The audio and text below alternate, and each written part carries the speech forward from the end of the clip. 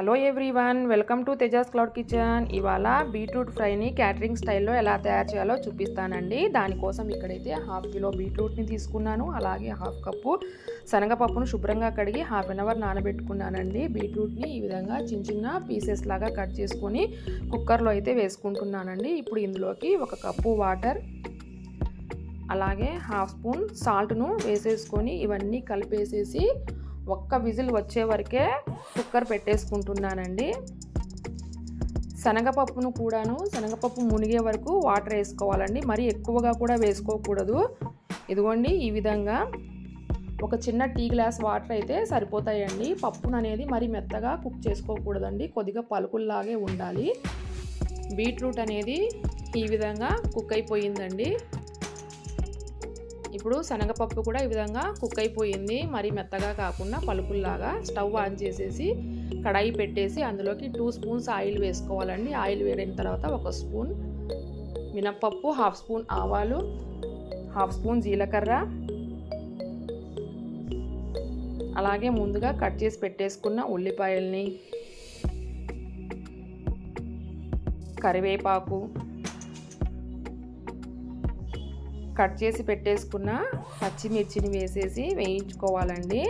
ఉల్లిపాయలు అనేటివి మగ్గిపోవాలంటే అందులో కొద్దిగా పసుపును అలాగే కొద్దిగా ఉప్పును వేస్తే తొందరగా మెత్తగా అయిపోతాయండి. ఉల్లిపాయలు అనేటివి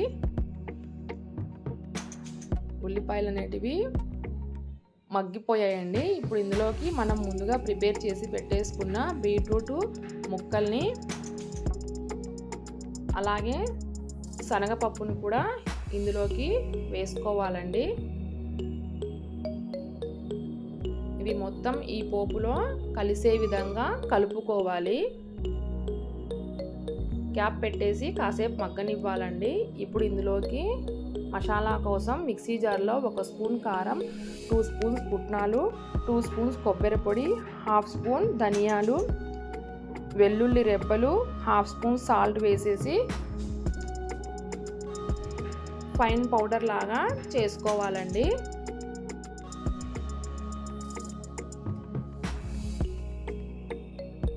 ఈ బీట్రూట్ మొత్తం మగ్గిపోయిందండి. ఆల్రెడీ మనం బాయిల్ చేసుకున్నాం కాబట్టి తొందరగా మగ్గిపోయాయండి. ముక్కలు అనేటివి ఎక్కువ టైం తీసుకోదు. ఇదిగోండి, బీట్రూట్ అనేది ఈ విధంగా మెత్తగా అయిపోయింది. ఇప్పుడు ఇందులోకి మనం ప్రిపేర్ చేసుకున్న పౌడర్ని వేసేసుకొని మొత్తం ఈ విధంగా కలుపుకోవాలండి. బీట్రూట్ ఫ్రైలోకి ఆల్రెడీ ఉప్పును వేసాను కాబట్టి చూసి వేసుకోండి. ఇప్పుడు ఎంతో రుచిగా ఉండే బీట్రూట్ ఫ్రై రెడీ అయిపోయిందండి. ఇది రోటీలోకి, సైడ్ డిషెస్ లాగా, పప్పులోకి, సాంబార్లోకి చాలా బాగుంటుందండి. ఈ వీడియో మీకు నచ్చినట్లయితే please like, share and subscribe to our channel.